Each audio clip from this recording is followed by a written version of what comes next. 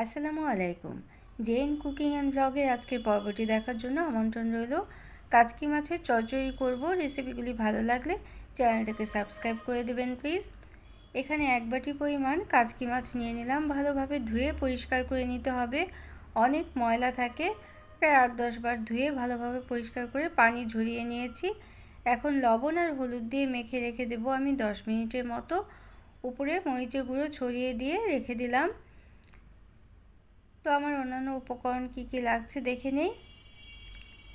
পেঁয়াজ কুচি নেব, পরিমাণ মতো পেঁয়াজ কুচি নিয়ে নিতে হবে। পেঁয়াজ কুচির পরিমাণ একটু বেশি নিতে হবে, 1 বাটি পরিমাণ নিলাম।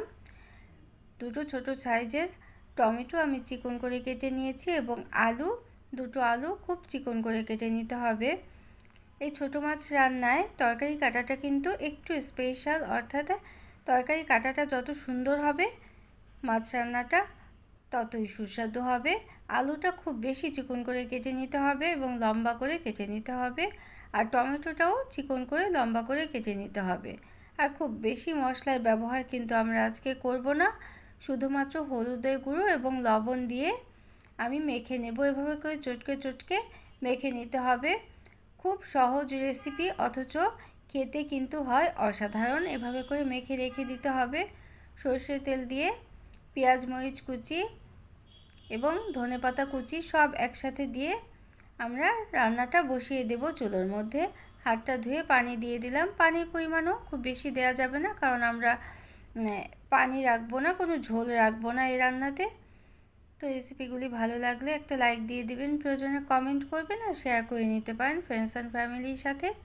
নিত্য নতুন এরকম রেসিপি পাওয়ার জন্য চ্যানেলটাকে সাবস্ক্রাইব করে বেল বাটনটাকে প্রেস করে অল অপশনটা সিলেক্ট করে দেবেন, তাহলে নোটিফিকেশনটা পেয়ে পরবর্তী রেসিপিগুলো দেখে নিতে পারবেন।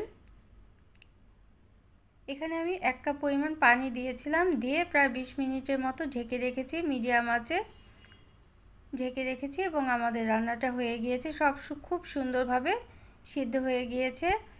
চুলায় দেওয়ার আগেই কিন্তু আমরা মেখে এভাবে করে বসিয়ে দেব এবং কোনো নাড়ানাড়ি করার কোনো ঝামেলা নেই। বসিয়ে রেখে দিলেই 20 মিনিট পর আমরা নামিয়ে নেব এবং পরিবেশন করে নিচ্ছি আমার আজকে কাচকি মাছের চচ্চড়ি হাতে মেখে। এই হাতে মেখে কাচকি মাছের চচ্চড়িটা অনেকই বেশি খেতে মজাদার হয়, গরম ভাতের সাথে পুরোপুরি জমে যাবে। তো রেসিপিটি ভালো লাগলে চ্যানেলটাকে সাবস্ক্রাইব করে পাশে থাকতে পারেন, আর ফেসবুক থেকে দেখে থাকলে একটা লাইক দিয়ে দিবেন, পেজটাকে ফলো করে রাখবেন নিত্য নতুন এরকম রেসিপি পাওয়ার জন্য। আর কমেন্ট করে অবশ্যই জানাবেন কেমন হলো আমার আজকের রেসিপি। যে কোনো মাছ দিয়েই এভাবে হাতে মেখে, যে কোনো ছোটো মাছ দিয়েই হাতে মেখে এভাবে চচ্চড়ি করা যায়, তবে কাচকি মাছ দিয়ে চচ্চড়িটা করলে খেতে কিন্তু অনেকটাই বেশি ভালো হয়।